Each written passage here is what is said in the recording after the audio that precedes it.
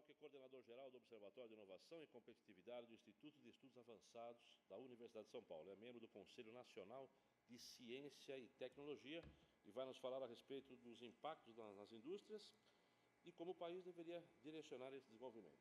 A palavra está com o senhor, professor.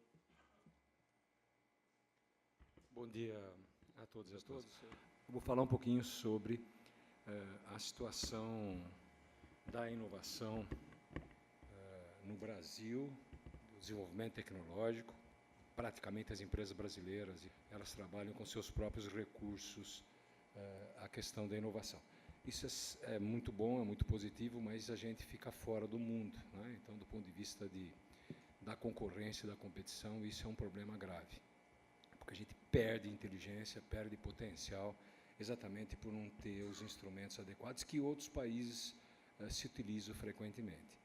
A situação fica mais complicada ainda hoje, porque, em função de dificuldades fiscais e restrições da economia, baixo crescimento e também de visão da própria condução da economia, a inovação praticamente saiu fora da agenda.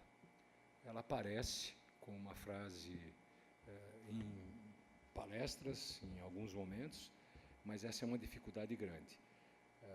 A notícia ruim, concreta, é que em 2016 nós estaremos com 1% do PIB de investimento em pesquisa e desenvolvimento, voltando ao ano de 2007.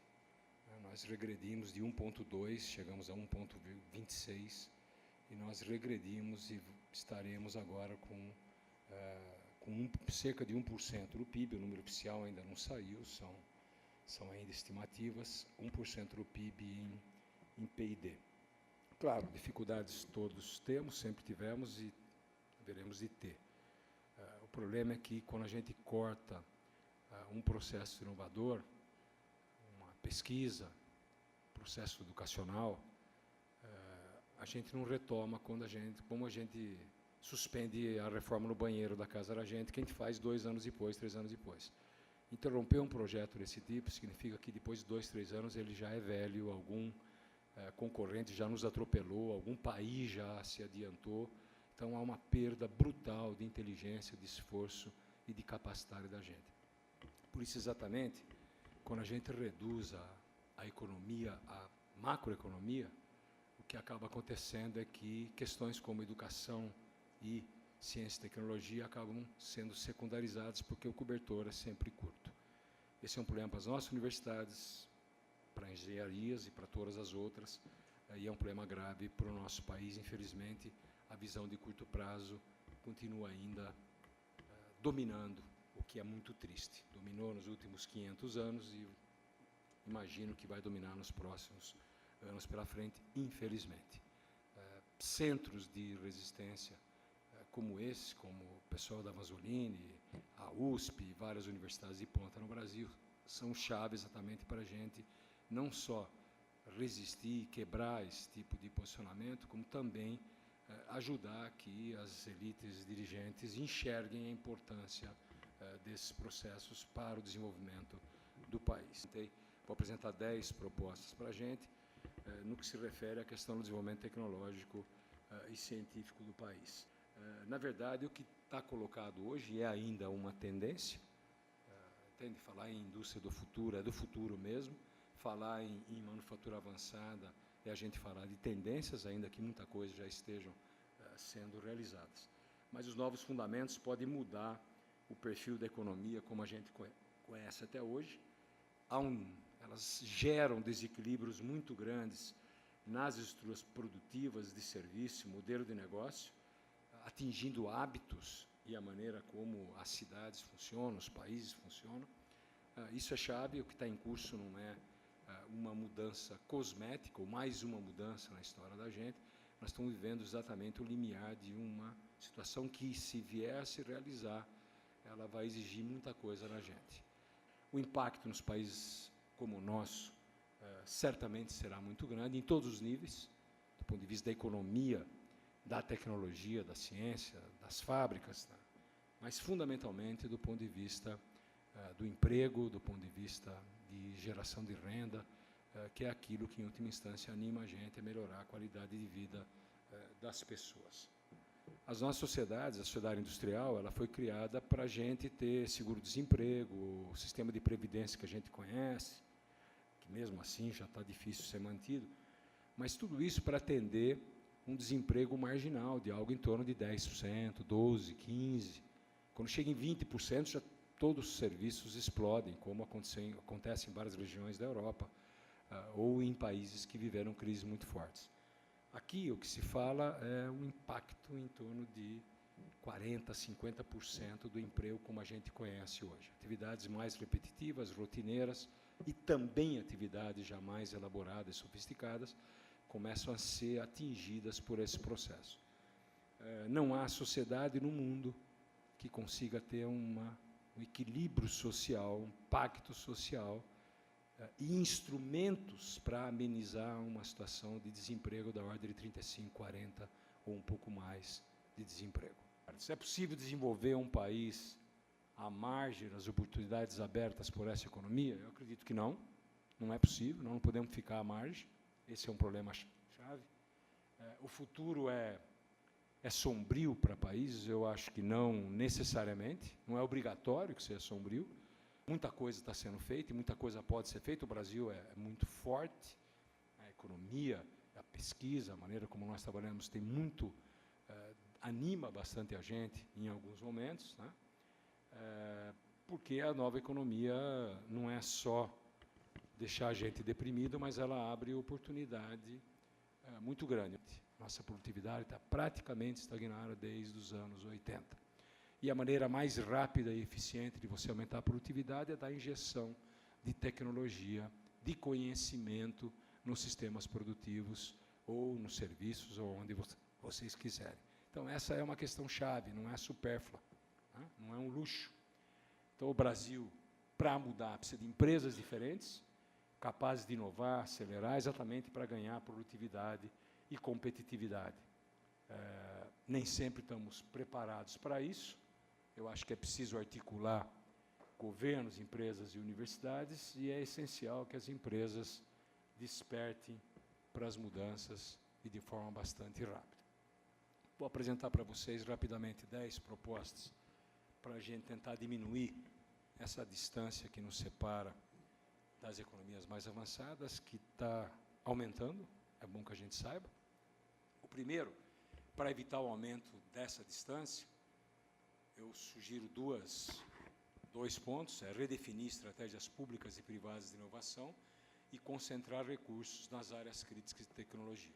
Mas como eu acho que governar é fazer escolha, eu acho que é fundamental fazer isso, e governos têm uma dificuldade gigantesca de fazer isso, em especial governos como os brasileiros em geral. Tá? Redefinir áreas de investimento, a começar pela formação acelerada de profissionais qualificados. Segunda proposta, em cooperação com a iniciativa privada, os governos precisam elaborar um programa nacional de manufatura avançada, que em alguns casos está sendo prometido. Isso aí foi avançado por nós já há algum tempo, tem algum eco, mas as coisas não andam. É fundamental ter um programa nacional para articular as iniciativas, para coordenar as iniciativas e para aproveitar o nosso potencial, inclusive para aprender com as experiências positivas que nós mesmos realizamos aqui no Brasil. Dentro das universidades, é fundamental a criação de laboratórios avançados. O trabalho da Poli, desse ponto de vista, é bastante exemplar, e criar a rede de testes BEDs em cooperação universidade e empresa, de modo a avançar numa economia digital. A terceira proposta é intensificar a internacionalização de empresas e universidades. Aqui é um ponto-chave que eu falo bem claro para vocês. Não há a menor chance do Brasil acompanhar o ritmo das mudanças se a gente não conseguir se articular para comprar empresas. A aquisição ou a participação de empresas é fundamental para a gente, porque isso ajuda a gente a diminuir o tempo de absorção de tecnologia. A gente pode estar à frente. É o que fazem hoje chineses. Alguém fez uma referência. Para vocês terem uma ideia, a China comprou, ano passado, 2016, 26 empresas de manufatura avançada na Alemanha. A Alemanha se transformou num shopping center dos chineses no que se refere à manufatura avançada. Não é que ela comprou empresas marginais, comprou uma empresa como a KUKA, que é a empresa que produz os robôs mais rápidos, mais ágeis e mais flexíveis do mundo.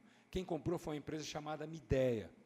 Quem não conhece a Midea, é só ir em qualquer supermercado, vocês vão ver liquidificador, torradeira, coisas desse tipo, porque a Midea é uma empresa desse tipo, né? Um pouco de produtos domésticos. Só que ela percebeu os limites daquilo que ela fazia, uma empresa que fazia commodities, produtos standards, e ela entrou num processo de compra, de aquisição daquilo que é a joia da coroa alemã, que deixou todo mundo em polvorosa, a começar da Angela Merkel, que ficou bastante nervosa com a compra. Eles esperavam que a Midea comprasse 46% no máximo da Midea, da KUKA. A Midea comprou 86% da KUKA. Os chineses mandam na KUKA e conseguiram absorver aquilo que tem de mais avançado em termos de robótica no mundo hoje. Então, é identificar oportunidades de aquisição, fusão e participação em empresas, executar um programa para isso. As empresas não vão conseguir sair para fora do Brasil se não tiver um programa de financiamento ousado para que isso seja feito. Nada disso é caro, hein, gente? Nada disso é caro.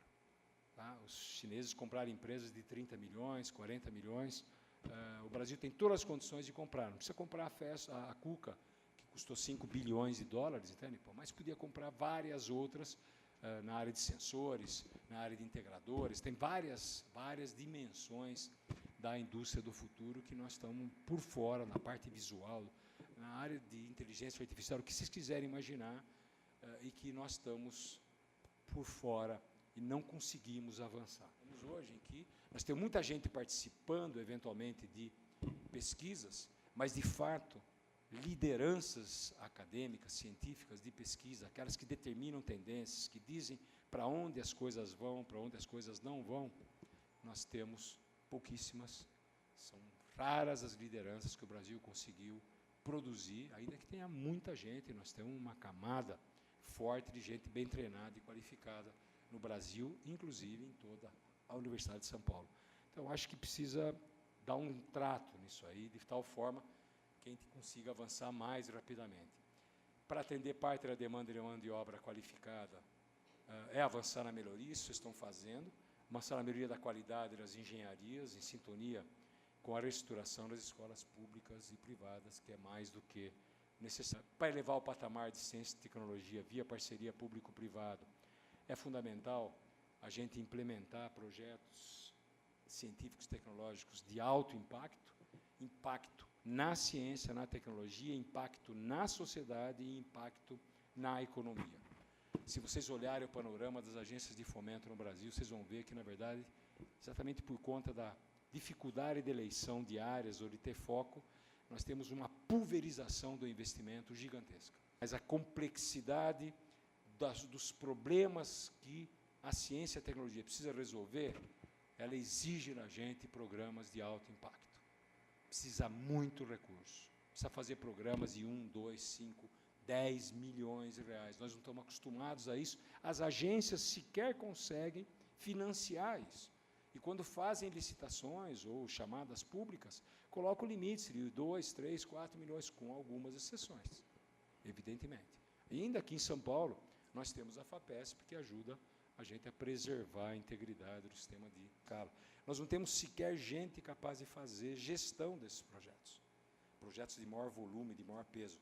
Gente, vocês conhecem alguém aqui? Estou vendo gente ultra qualificada aqui. Vocês conhecem gente que dirigiu 500 pesquisadores, 600, 1.000, 2.000? Para vocês terem uma ideia, o projeto Apollo envolveu 400 mil pesquisadores. Tudo bem que eles queriam ir para a Lua e era coisa de americano, sempre coisa grande. Não precisa ter de 400 mil, basta 2.000, 1.500, projetos de peso que articulam. Nós temos raríssimos projetos. Nós não temos projetos, nós perdemos a capacidade de pensar projetos nessa escala. A sexta proposta é abrir o debate público sobre um novo modelo para o sistema de ciência e tecnologia no Brasil, mais diferenciado, com outra escala, lógicas distintas, com pesquisa desburocratizada, que hoje mata a pesquisa. A estrutura das universidades sufoca a pesquisa hoje, sufoca. Quem fala diferente está inventando história, certo? Tanto é que a gente enfrentou problemas, ainda enfrenta, com as próprias fundações, que acabaram dando um alívio, um refresco para a gente em um determinado momento. Mesmo assim, a pesquisa é absolutamente burocratizada, nós temos dificuldades de importação, de trazer gente para fora, de pagar salário diferenciado. Eu quero saber como é que a gente traz um prêmio Nobel para ficar 6 meses aqui. Ou ele arruma uma namorada ou um namorado brasileiro, ou ele não tem a menor chance de vir para cá. Porque a gente vai oferecer para ele o salário da gente, não tem como ser diferente, certo? Tem o salário padrão nosso. Né? Ou a gente traz alguém como ele, vamos imaginar que a gente conseguiu driblar esses constrangimentos, e daí fala assim, preciso de um grampeador. Licitação, 6 meses, e ainda assim, se não for questionada no TCU, ou se não for questionada pelo Ministério Público. Estou fazendo caricatura, estou brincando, mas esse é um drama muito forte. Os chineses trabalham muito, indianos também, trabalham muito com a ideia de oferecer infraestrutura para os pesquisadores, que muitas vezes funciona mais do que pagar um alto salário. Mas ele vai para lá e ele consegue ter laboratórios com 20, 30 assistentes, ele consegue ter capacidade de compra rápida, ele consegue ter capacidade de vender, de oferecer, de divulgar, e tempo exatamente para fazer pesquisa. A sétima, para superar o esgotamento do atual Sistema Nacional do Financiamento e Inovação, isso aqui daria uma discussão de muito tempo, mas os nossos sistemas hoje estão totalmente esgotados, além de eles serem vulneráveis ao bom e ao mau humor de qualquer governante que contingencie o que quer que seja, apesar da lei proibir contingenciar recursos de educação, ciência e tecnologia. Tá? Então, a proposta é a criação de um Fundo Nacional de Inovação, não quero criar nenhum imposto novo, mas é baseado em pedaços de vários fundos existentes para que a gente tenha uma coordenação nacional e consiga fazer projetos relevantes, coisa que a gente tem muita dificuldade. Evidentemente, ele tem que ter uma transparência mais simples, com participação tripartite e, eu acredito, com maioria da representação empresarial, porque tem o pé no mundo real da vida das economias.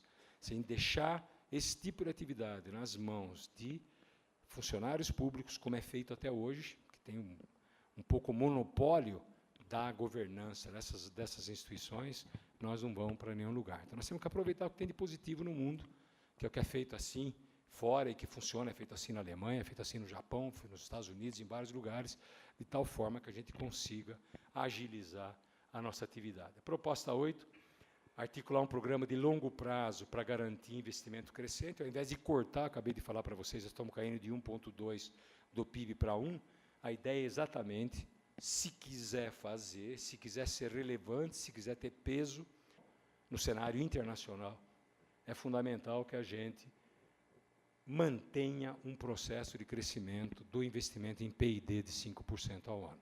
Nós estamos ao contrário, nós estamos na contramão. Essa é a questão-chave. Na contramão da história, do mundo, do que vocês quiserem imaginar. Então, nós temos que reverter. É possível, é perfeitamente possível, que nós estamos falando de fazer em 5, 10 anos, colocar mais 20, 30 bilhões na área de ciência e tecnologia. Isso não vai afetar em nada o nosso orçamento, muito pouco, mas pode dar um resultado muito grande, porque quando a gente tem condições de trabalhar, nós temos mostrado que a gente tem inventividade, criatividade e capacidade para fazer acontecer na área de ciência, tecnologia e inovação. A nona, para coordenar, diversificar e simplificar o sistema, a proposta é criar um office de inovação debaixo da Presidência da República, enquanto não for prioritária a ideia de inovação e tecnologia no Brasil, nós não vamos dar passo à frente. O Ministério de Ciência e Tecnologia é o 3º, 4º, 5º ministério de importância, ninguém dá bola para ele. Desculpe se tiver alguém aqui do Ministério, nada pessoal, certo? Mas essa é uma questão chave. Nos Estados Unidos é assim, na Inglaterra é assim, você tem conselheiros e estruturas debaixo ou do primeiro-ministro, como na Inglaterra, ou mesmo na Alemanha, ou nos Estados Unidos. Os Estados Unidos, inclusive, tem um office ultra atuante, que é o Office of Science and Technology, na Casa Branca, diretamente ligado ao Presidente da República, que articula, ele não executa nada, mas ele articula ministérios, ele coordena, ele cavoca para conseguir verba, porque as verbas saem dos orçamentos dos diferentes departamentos, dos diferentes ministérios que tem nos Estados Unidos. Então, essa é uma questão chave, não é uma questão formal, de ter uma instituição qualquer, mas é uma questão de você colocar aquilo que tem importância no lugar que precisa estar. E a última proposta é redefinir e aperfeiçoar o marco legal e regulatório de inovação, que tem a ver com a ideia de desburocratização das universidades, do sistema gerais. A gente fala muito de manufatura avançada. A legislação brasileira coloca uma série de dificuldades gigantescas para que tenha robô cooperativo, porque ela não consegue resolver problemas do tipo, e se o robô machuca alguém, a culpa é do robô, do fabricante, da empresa, Percebe? Isso tem norma reguladora, tem dificuldade. Ou então, na área de biotecnologia, que toda a parte de prótese e órtese, que é feita com pó de ossos humanos e remanescentes humanos, você não pode fazer no Brasil, porque a legislação nossa, que era o século XIX, certo? Dizia que você não pode, que os restos mortais de alguém são intocáveis. Então, você não pode fazer as experiências que todo mundo está fazendo no mundo inteiro para misturar elementos sintéticos com elementos oriundos de ossos das pessoas para fazer prótese, gente. Num país que tem 27 milhões de deficientes como nós, entende? Pô? A nossa legislação não deixa, e ninguém liga para isso, parece que não acontece nada, entende? Então, toda a pesquisa que a universidade faz nessa área, ela não vai resultar em nada, do ponto de vista real. Ela vai resultar, sabe no quê? Em paper. Ótimo, fantástico. Mas ela não tem a mínima condição de atender requisitos legais e de procedimento para você montar empresas. Depois nós ficamos fuçando, empurrando os nossos alunos, monta empresa com o quê? Se aquilo que ele aprende ele não consegue aplicar, porque o sistema regulatório não deixa. Estou fazendo, mais uma vez, uma redução, um resumo, certo? Há 1 milhão de exceções e 1 milhão de caminhos. Mas a pesquisa acadêmica e laboratorial não tem nada a ver com a pesquisa do mundo real das empresas. Nada a ver. Nada a ver é muito exagerado, mas tem pouco a ver. Tá? Então, são essas as propostas. Desculpe se eu falei demais, peço desculpas. Muito obrigado mais e parabéns à Fundação Vasolini. Tá?